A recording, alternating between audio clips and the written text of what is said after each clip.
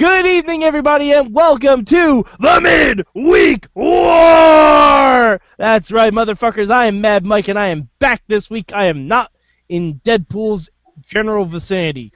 So I'm here with my good buddy and the voice of Inspire Pro Wrestling, Eamon Paton. How are you, sir? Cheers. As I told Mad Mike, logo there. As I told Mad Mike before, this isn't my choice, but it was one that was available, and I'm excited to talk about wrestling and get slightly inebriated in the process. The fourth show of this is going to be really awesome. And joining us is a man who I personally and professionally am disavowing my relationship with, Tonio Garza. The feud continues between Mac and heel Garza. Goddamn motherfucker. If you want to know why Garza has heat with me, you watch the Wrestling Mayhem show and you find out on Mayhem Mania what Garza did. Because he did it, and he's non-apologetic. You actually have to go back already 3 episodes, because this is building up. Which you should, but you can also find the easy-to-follow YouTube links on WrestlingMayhemShow.com, #MayhemMania. Anyway, we are talking about Ring of Honor this week, and oh boy, was it a show. All right. It was a show, I guess. It was a show. I mean, to be fair, they were all shows. Garza, we'll start with you. What was your one word for Ring of Honor this week? My one word is prospects. Damn it! That's my fucking. God damn it, Garza! Killing me again. You can say top. All right. I will say my one word this week is boys. Eamon, how about your one word? Eamon. Are you back with us, Eamon? Google Hangouts, fun. Eamon, what's your one word this week for Ring of Honor? My one word for this week is prospects. Hey! Yay! That was Garza's word, and you clearly dropped out, so you didn't hear that part. Did not. And that was also going to be my word. So this should be a really interesting Ring of Honor. Garza, as if we could guess, what was your good this week? Okay, so since fuck it, top prospects match. It was Kincaid versus Leo Rush, and I'm gonna be honest. I'm not sure who I like the most, because I really like both guys. They both have completely different styles. Leo Rush felt like a really young ACH, and keep in mind ACH is also really young. Yeah, even younger. And Kinkaid felt like a Teenage Mutant Ninja Gandalf. So it was pretty awesome. It was a pretty good match. It was completely like the spot fest, no psychology, as the smart marks like to call it. But yeah, it was the best showing of top prospects that we've seen in the whole tournament, and unfortunately we had to get rid of one. Yeah, I really liked it. I thought the wrong guy won. I like Kincaid better. I don't know if that makes me weird or a bad wrestling fan. I thought he seemed more interesting, because we already have a guy that looks like Leo. His name is ACH. And Cedric Alexander. That'll be something I'll get to in my change, by the way. But yeah. Yeah, but that flipping Frankenstein he did through the ropes, that was insane. That was absolutely insane. The Van Terminator or whatever he did didn't really. I'm wondering if it was the camera angle or what, but it didn't look that good. But that flipping Frankenstein to the outside was Whippersnapper. Yeah. Awesome. That was easily the highest spot of the week for me. But I'll say my good this week is Caprice Coleman. Okay. Yeah, I like Caprice. I feel like he is doing something really good with this tandem with Nana, and I'm kind of wishing he was teaming with Dijak instead of with Will Ferrara, but we may get to that later. Eamon, what was your good this week for Ring of Honor? I was gonna say the opener, the top prospect match, but I'm gonna say the main event. really fun match. I'm a feeling you enjoyed it more, Mike, from the fact that you got to watch a Young Bucks match without Steve Corino on commentary. It was Uh, very enjoyable. It was very I, enjoyable. I'm sure. Yeah, and it didn't mean a whole lot necessarily. I mean, they got the 6-man tag at the pay-per-view, but like it was fun. It was a fun little match. They did a lot with the time that they were given, so It was also nice to see the Young Bucks lose cleanly, yeah. Yeah. because I that doesn't happen I often. was very surprised that they lost. Like I thought, especially if you're going to do like the 6-man at the pay-per-view, like that you would have the Bucks lose and then have the faces in quotation marks like pick up the win at the pay-per-view. But I mean, I was unexpected and it was pretty cool. Especially because they did the whole like title thing before the match. So you would imagine that now ACH and Sydal have a title shot, but I don't think they're ever going to get it. Yeah, I don't think they will, but still, I mean, still a really cool match. When is the 14th anniversary show? Next Friday. That's what I thought. Okay, I didn't Yes. think it was this week. All right. So Garza, what was your bad this week for Ring of Honor? My bad is going to go to the BJ Whitmer Adam Page thing. Mainly because there's like they didn't really give us a reason to why Adam Page should just like suddenly want to destroy Whitmer and get in a fist fight with him. Like I think the whole segment was terribly executed and the build-up was even worse. So Okay, like, so they didn't actually give a reason. Because I wasn't able to watch Ring of Honor last week. Like I was gonna watch it, then it slipped my mind. They never gave us an actual reason for Adam Page turning, right? Not no, specifically. I know that, like in the past we've had like Page lose matches. I think because of Whitmer at times, like at parts. But yeah, I think you know I get it. I felt like the actual turn was just extremely weird because it wasn't like Adam Page jumping BJ from behind. It was basically Adam being like, "I'm going to attack you right now once I put this microphone down." Like very yeah. oddly. Like And Whitmer actually got the upper hand several times. So it kind of, I don't know, it was just weird. Like it should have been Corino saying like there's someone that's like equally evil as me, and then like he turns around and super kick yeah. or something. But no, it was just weird. Yeah, I was gonna get to this segment. It might change, but I'll just cover it now. Why Adam Page? Doesn't make any fucking sense. Like, That's something else.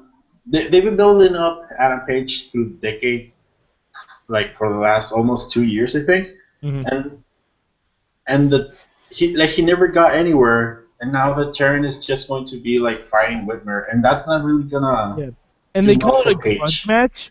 They call it a grudge match. Like, really? What's the grudge? You know, it would have been really fun if, as soon as BJ Whitmer turned around, it was someone dressed as Mr. Wrestling 3. That would have been awesome. And you know who that someone should have been? Page. Colby Corino.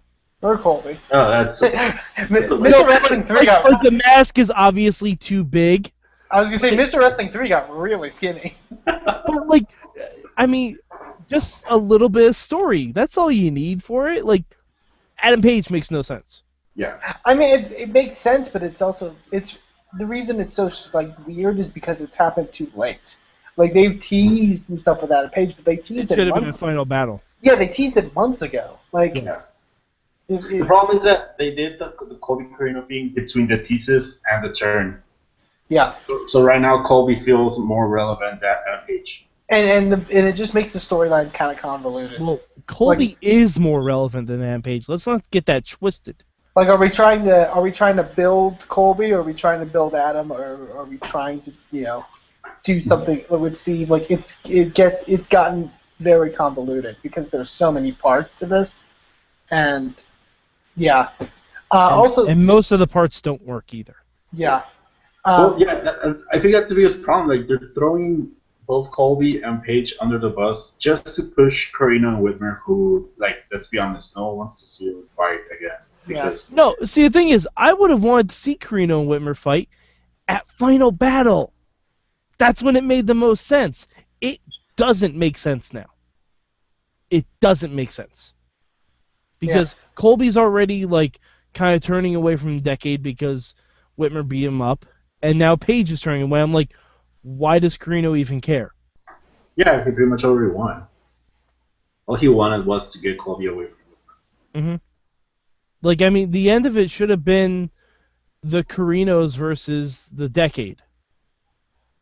Like, that's how this should, like, it should have been Corino versus Whitmer final battle, and like Corino squeaks out a win, kind of like Shawn Michaels' return match, and then Page and Whitmer beat him up, and Colby makes the save for his dad, and then you get the Corinos versus the Decade, and then after the Decade loses, that's where you can have Adam Page turn because Whitmer's gotta be the one that gets pinned. Yeah. Right. I mean, it doesn't take much of a storytelling angle to do that, but they just got it all gummed up. All right, but my bad this week. Will Ferrara. I don't get it. I don't get, like, even Prince Nana on commentary was having difficulty explaining the good aspects of Will Ferrara.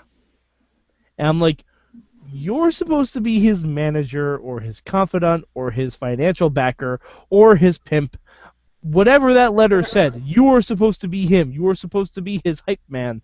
And he couldn't think of jack all squat for Will Ferrara. Yeah. I mean, Caprice was great. He was able to talk about Caprice a lot, but nothing. And it wasn't that Will. It wasn't that Will did anything bad. Like he was a decent enough wrestler in the match, but like. Oh yeah, I'm not talking about the match. The match was fine, but Will Ferrara might as well be Creator Wrestler 5. Yeah. Like, I don't know who Will Ferrara is. I don't know what he stands for. The fact that Nana wouldn't give anything away about their angle did not help. Yeah, that actually goes into my bad, Okay. which was Nana just being out there on commentary. Like, Ring of Honor does this thing where they always have guest commentators for everything. Yeah. Like, and sometimes it works, but sometimes it just doesn't. Like, Nana having to like skirt around like what the envelopes he gave the guys meant, like being like, "Oh, you'll find out soon enough," and then they would keep asking questions about it, and then him just trying to skirt it because he doesn't want to reveal what it is yet. Like, the best idea is just to not have Nana on commentary. You know what I mean? Yeah, I mean, how long ago did he give all those people the envelopes? Like, Months. it's been months. Yeah. Months and months. Like, and it's not like they even came out with a new gimmick or anything like that. Like, Caprice had a little bit of a new robe, I think. No, that's the same robe. It's the same robe. Okay, so nothing. They're just the same characters. Yeah, it's like at least have them come out like Chaz and D'Lo as Lowdown. Like, do something. Like, I can only assume it's the envelopes are money. Like, there's money in the envelopes. Because what else would be in them? Well, he said there was something written in it. But, like... I don't know. Like, if you're not going to come out and tell us, or at least hint at it, don't come out at all. Yeah.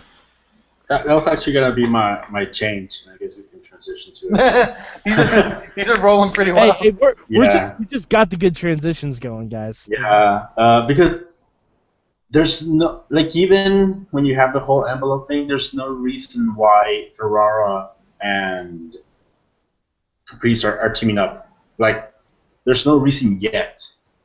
My change would have been just either hold this match for another week or just something last week where you actually show why these guys should be teaming up. Anything. This whole thing needs what Ring of Honor never does, and effective promos. Mm-hmm. Yeah.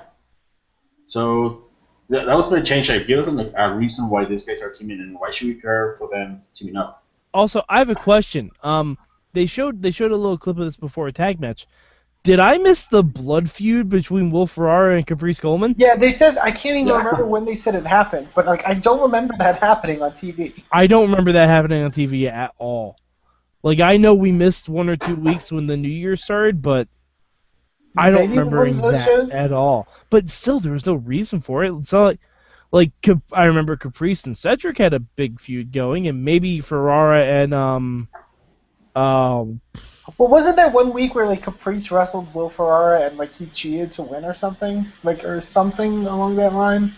Yeah. yeah, Yeah. probably. But But I don't remember again, it it's like being. I don't remember it being something huge where it was like they had to have a no DQ match to settle it. yeah, and I would have loved to see that because it's like maybe that would help me like get behind Will Ferrara a bit because like you know. Yeah, I mean, I saw the clip. It didn't really help me a full for her at all. Well, I mean, it looked like they did that big spot at the end to like a table and stuff like that, and like Mhm. who knows? Like, I just found it very weird. And side note, like, does it feel like we're get because say on like NXT or Lucha Underground, for example, where we have only like an hour to kind of like tell a story, like how we kind of diversify the people in between episodes. Like we won't always get the same people every episode. Does it feel like we're getting the same people every Ring of Honor episode? And it's I don't all remember the last time I saw Jay Lethal.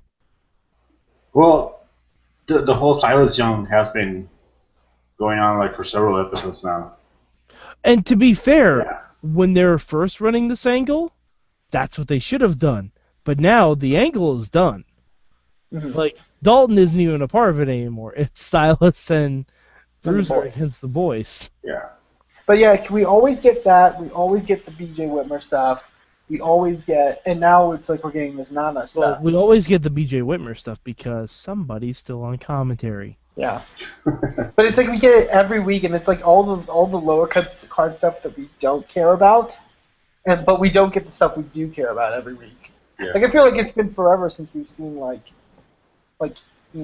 Elgin or it feels like forever we see ACH and Matt Sydal. Like, Well, I mean, except for tonight when they beat the Young Bucks. well, no, I know, but listen, but when was the last time we saw them? Like That's true. forever ago. That's true. Yeah. Yeah, I think I think the last time I saw them, they were having their best of 5 series still. Yeah. yeah, I think they just like got some of the matches already built up as much as they want, and they feel that they can just like not talk about them other than hyping the card. Because like Lethal, Adam Cole, and O'Reilly, we haven't seen those guys in I guess 2 weeks now. Mm-hmm. Yeah. So Yeah, I mean, go figure. I mean, they're probably just finishing out whatever tapings they were at in South Carolina or wherever they were. So Yeah. I mean, it's kind of like when you hit the end of an NXT taping cycle, but the Yeah. difference is NXT fills it in with backstage segments, which Ring of Honor should be doing. Which is weird because I think isn't, at least from what I saw, isn't next week's show the first show in like the where they have like the new set or stuff and stuff like that? Is that next week? Because I thought I saw a commercial for it where it was like clearly like the new setup. Well, it might not have any bearing on the pay-per-view then. That's what I'm thinking. Which like, would Yeah. suck. Yeah. Alrighty, I think we hit all of our good, bad, and change and everything. Oh, Yeah. I had a. Did Oh, you you say have a a change? change? Yeah, my change was the whole Oh, the Dalton thing. no, the Adam Page stuff. Like why Oh. Adam Page should have been someone else. My quick change goes to kind of what you mentioned about the opener, and they've done this before, so it's not, impossible. I hope they give Jason Kincaid a spot as well. Both from he was very impressive in the match, and I like the story that they kind of tried to tell with him. They tried to make it like he was. I guess he had a history of being in poverty and stuff like that, and that contributed to his look and stuff like that. Which I think was cool. They tried to tell a story with him. No disrespect to Leo Rush, because I think he is amazing, but there's a lot of people like him right now in Ring of Honor who Yeah. don't have stories. There's a lot of people like him on this episode. Yeah, he's he's like ACH and Cedric Alexander and Caprice Coleman. I mean, not to say, not to make it that kind of thing, but No, just similar body types and similar styles. he's very impressive. But I mean, if you're not really paying attention, you can easily see Gresham and Leo Rush and say, I think it's the same Jonathan person. Gresham's another one. Yeah, because they even have the same haircut. Yeah, it's Hell, even in the right light, he kind of looks like Cheeseburger too. A little bit, like Ring of Honor has a real affiliation with like smaller athletic black guys for some reason. Like there's like 12 of them on the roster. It's like Ring of Honor has a weird like weighted affirmative action program. Yeah, I wouldn't be surprised. Well, I would if Jason Kincaid doesn't get picked up by Ring of Honor. NXT, your cruiserweight dealie. Yes, bring him in, please, por favor. I want to see him and Tommaso Ciampa beat the shit out of each other. All right. So before we sign off, Garza, where do you rank Ring of Honor this week? I'm gonna rank it number 3. Yeah, number 3. Okay. All right. I also have Ring of Honor number 3 this week. Eamon, how about you? I actually have it at number 4 this week. Whoa. Yeah. I can see why. Yeah, because the opener is really good, the main event's really good, but it's the middle part that's kind of like. Yeah, like we didn't even mention it, but like having Mark Briscoe fire the job was a completely waste of time. It was a waste of time. I thought it was an absolute like that could have been better served with a promo. I don't see how I don't see how a Mark Briscoe singles match helps build the tag match. You know what I mean? Exactly. Yeah. If it was the Briscoes against Brutal Bob and Tim Hughes, then like maybe, but like even still, like that could be argued. It could be a bit of a waste, but I just did not see the point of a Mark Briscoe match on this show. Yeah. Alrighty. So Garza, where can the good people of the internet find you? You can find me at thewrestlingrevolution.com. You can find me at DWRevolution for the Twitters. All right, Eamon, how about you? They can find me on Twitter at Eamon2, please, and they can also check out Inspire Pro Wrestling on Twitter at Inspire Pro Res, and check out our event that will be happening next Sunday in Austin, Texas. Excellent. You can find me at MadMike4883 on the Twitters, of course. And also, tune in to the Wrestling Mayhem Show every Tuesday night, roundabouts 9 o'clock. We've got a whole bunch of stuff cooking. We got the big question every week. We have Mayhem Mania in full effect. I will castrate Garza next week with one of my match choices. Not sure how I'm going to do it yet, but it will happen. But tune in to that chaos. And if you like that, stick around. Eamon's got the Indie Mayhem Show right after that. And they have fantastic guests on it, and I'm sure it'll be another great one this week. So, for Tonio Garza, for Eamon Paton, I'm Mad Mike, and this has been your Mid-Week War!